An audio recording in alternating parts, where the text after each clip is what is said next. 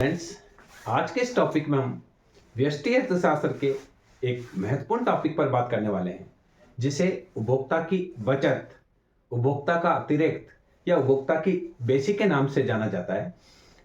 Micro में जब भी कोई प्रश्न पत्र आता है तो उपभोक्ता की बचत में से कोई ना कोई प्रश्न पूछा जाता है। तो आज के इस वीडियो में हम ये जानेंगे कि उपभोक्ता की बचत होती क्या है। मूल रूप से अगर हम उपभोक्ता की बचत की बात करें तो सबसे पहले जो उपभोक्ता की बचत की बात की वो जेवंस नाम के इकोनॉमिस्ट है। उन्होंने उपभोक्ता की बचत की बात की थी। उनका ये मानना था कि कई स्थितियों में ऐसी होती है कि किसी वस्तु के लिए उपभोक्ता जो मूल्य देता है और वास्तव में वह जो देने के लिए तैयार होता है उसमें अंतर होता है। इसके अलावा 1844 में ड्यूप्रिट नाम के एक इंजीनियर थे जो कि फ्रांस के थे। उन्होंने रेखाचित्र के माध्यम से उपभोक्ता की बचत को मापने का सबसे पहला प्रयास किया। उसके बाद मार्शल ने अपनी किताब जो लिखी, वैल्यू एंड मार्शल की किताब है जो प्रिंसिपल ऑफ इकोनॉमिक्स, उन्होंने उस किताब में उपभोक्ता की बचत का क्रमबद्ध और वैज्ञानिक विश्लेषण करने का प्रयास किया। उसके बाद हिक्स की किताब वैल्यू एंड कैपिटल में उपभोक्ता की बचत को तटस्थ वक्र से मापने का प्रयास उनके द्वारा किया गया। तो सबसे पहले हम ये जानते हैं, ये हमने थोड़ी सी बात करी उपभोक्ता की बचत के इतिहास के बारे में। अगर आपसे ये पूछा जाए कि उपभोक्ता की बचत का सबसे पहले विचार किसने दिया, तो 1844 में ड्यूप्रिट नाम के फ्रांसीसी जो इंजीनियर थे, उनके द्वारा सबसे पहले उपभोक्ता की बचत को नापने का प्रयास किया गया। अब हम समझते हैं कि उपभोक्ता की बचत कहा किसे जाता है। हम अपने दैनिक जीवन में देखते हैं तो बहुत सारी वस्तुएं हमारे आसपास में ऐसी होती है जिसके उपभोग से वंचित रहने की अपेक्षा जो मूल्य हम देने के लिए तैयार होते हैं और वास्तव में जो मूल्य देते हैं उनमें अंतर पाया जाता है। उदाहरण के लिए अगर हम देखें कि बिजली है, बिजली हमको 5 रुपए यूनिट या 6 रुपए यूनिट सरकार के द्वारा प्रोवाइड की जाती है। यदि ये 10 रुपए यूनिट भी हो तो भी हम उस वस्तु उसका मूल्य देने के लिए तैयार हैं। इसका मतलब है हम बिजली के लिए 10 रुपए भी मूल्य देने के लिए तैयार है, पर यदि बिजली हमको 6 रुपए में ही मिल रही है तो हमको उसमें कुछ बचत प्राप्त हो रही है। तो बहुत सारे दैनिक जीवन में ऐसी वस्तुएं हैं जिसके प्रयोग से वंचित रहने की अपेक्षा हम उसका जो मूल्य देने के लिए तैयार होते हैं वो काफी अधिक होता है और वास्तव में जो देते हैं उसमें अंतर पाया जाता है। एग्जाम्पल के लिए हमारे यहाँ जो जलदायक विभाग है, वाटर बॉक्स के द्वारा जो हमें 2 महीने का बिल दिया जाता है वो लगभग 270 के आसपास दिया जाता है।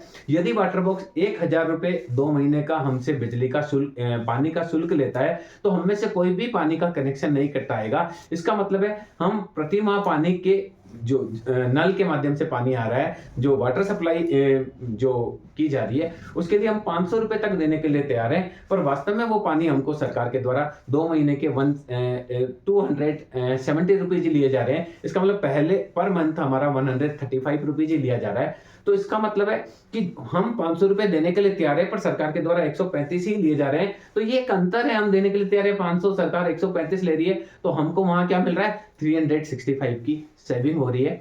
तो जीवन में बहुत सारी ऐसी चीजें हैं जिसके प्रयोग से वंचित रहने की अपेक्षा हम उसका जो मूल्य दे देते और वास्तव में जो देते हैं उनमें अंतर पाया जाता है। तो मार्शल ने सबसे पहले इसकी व्याख्या करने का प्रयास किया कि दैनिक जीवन में बहुत सारी ऐसी वस्तुएं हैं, जैसे नमक की बात करें आप, माचिस की बात करें, पोस्ट कार्ड की बात करें, और भी बहुत सारी है। आप बिजली की बात करें, आप पानी की बात करें, आप रेलवे के किराए की बात करें, आप जो सरकारी कॉलेजों में फीस ली जा रही है, बहुत सारी चीजें हैं। अगर देखिए सरकारी कॉलेज में सरकार के द्वारा अगर 5000 रुपए भी शुल्क लिया जाता तो विद्यार्थी दे देते, पर सरकार जो शुल्क लेती है वो सरकारी कॉलेजों में 2000 रुपए तक ही होता है। तो हम 5000 रुपए तक दे देते पर हमको 2000 रुपए ही देने पड़े, तो हमारे को 3000 रुपए की बचत हुई। आप रेल में यहाँ से दिल्ली जा रहे हैं, अगर रेल का किराया 500 रुपए है तो भी आप दे देते, क्योंकि प्राइवेट बस वाला तो आप तो 1000 रुपए ले रहा है, पर सरकार उस रेल का किराया अगर 200 रुपए ही लेती है तो आप 500 रुपए दे देते,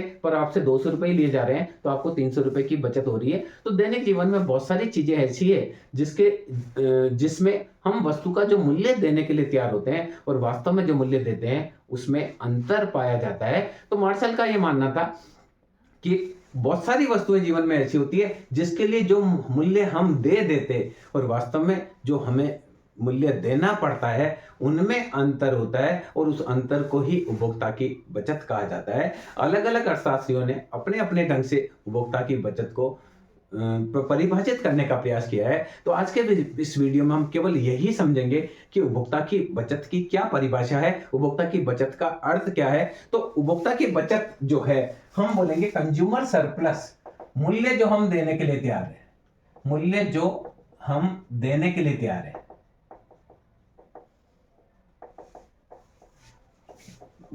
और वास्तव में जो मूल्य हम चुकाते हैं।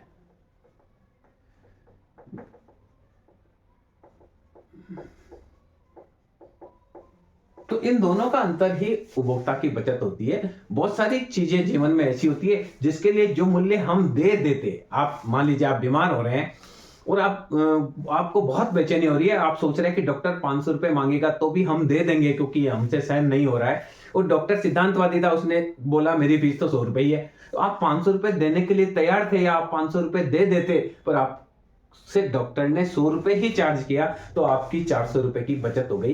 तो इस प्रकार से जो किसी भी वस्तु के लिए जो मूल्य हम देने के लिए तैयार होते हैं और जो मूल्य वास्तव में चुका देते हैं, उन दोनों के अंतर को ही उपभोक्ता की बचत कहा जाता है।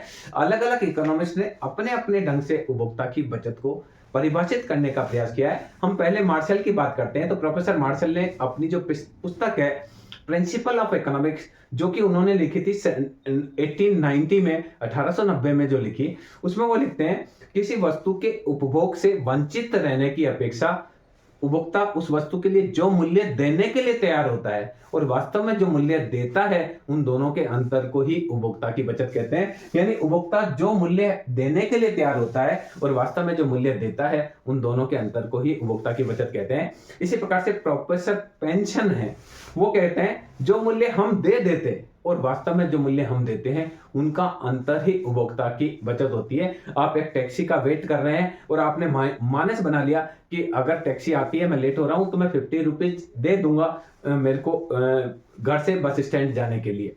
पर संयोग से टैक्सी वाला उधर से निकलता है और वो कहता है 10 रुपए सवारी मैं लूंगा, तो जो मूल्य हम दे देते वो 50 रुपए है और वास्तव में जो हमको देना पड़ा वो 10 रुपए ही है।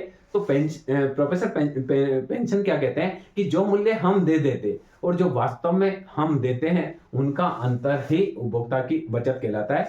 इसी प्रकार से प्रोफेसर जेके मेहता ने भी उपभोक्ता की बचत को परिभाषित करने का प्रयास किया है। वो ये कहते हैं किसी वस्तु के उपभोग से प्राप्त संतुष्टि और उस वस्तु को प्राप्त करने के लिए किया गया त्याग का अंतर ही उपभोक्ता की बचत कहलाती है। यानी किसी वस्तु के उपभोग से जो हमें संतुष्टि मिलती है और उस वस्तु को प्राप्त करने के लिए जो हमें त्याग करना पड़ता है, उन दोनों के अंतर को ही उपभोक्ता की बचत कहते हैं।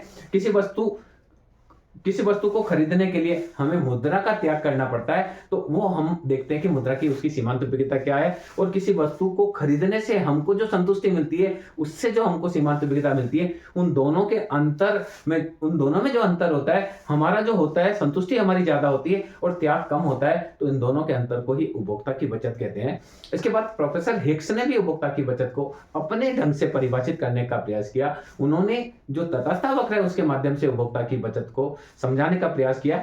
उनका मानना है कि उपभोक्ता की बचत वह मुद्रा राशि है जो उपभोक्ता की आर्थिक स्थिति में परिवर्तन होने पर उसको दी जानी चाहिए अथवा उससे ली जानी चाहिए, ताकि उसके संतोष में कोई भी परिवर्तन नहीं हो। यानी कोई वस्तु की कीमत कम हो जाती है तो उपभोक्ता की बचत बढ़ जाती है, क्योंकि उपभोक्ता जो मूल्य देने के लिए तैयार था और वास्तव में जो मूल्य देता है उसमें अंतर आ जाता है। या किसी वस्तु की कीमत बढ़ जाती है तो उपभोक्ता की बचत घट जाती है। तो हिक्स क्या कहते हैं, उपभोक्ता की बचत वह मुद्रा राशि है जो उपभोक्ता को देनी चाहिए अथवा उपभोक्ता से लेनी चाहिए, ताकि उसके संतोष में कोई भी देखिए वापस बोलता हूं, उपभोक्ता की बचत वह मुद्रा राशि है जो उपभोक्ता की आर्थिक स्थिति में परिवर्तन होने पर उसे देनी चाहिए अथवा उससे लेनी चाहिए, ताकि उसके संतोष में कोई भी परिवर्तन नहीं हो। यानी किसी वस्तु की कीमत कम हो जाती है तो उपभोक्ता की आर्थिक बचत बढ़ जाती है, उपभोक्ता की बचत बढ़ जाती है। तो ऐसे समय उपभोक्ता से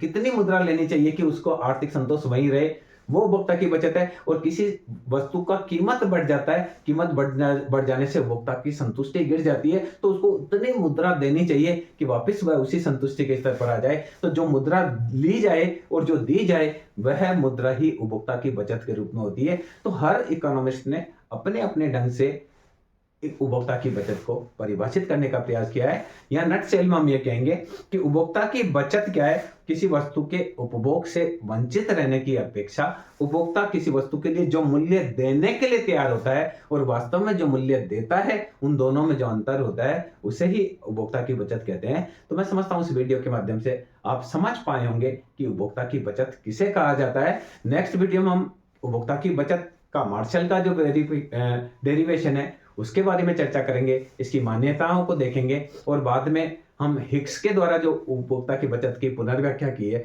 उसकी भी विस्तार से चर्चा करेंगे। मैं समझता हूं इस वीडियो के माध्यम से आप समझ पाए होंगे कि उपभोक्ता की बचत होती क्या है। धन्यवाद।